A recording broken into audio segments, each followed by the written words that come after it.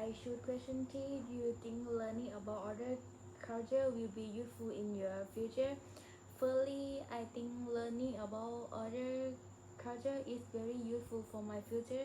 Today, people from different culture can easily connect with each other, and secondly, it helped me communication better. For example, when I talk about two foreign and I can understand them more and avoid problem. This make the conversation easier and more comfortable. And thirdly, learning about other culture make me more open-minded, and I can learn new idea and understand different way of life. Therefore, I can adapt to new place more easily.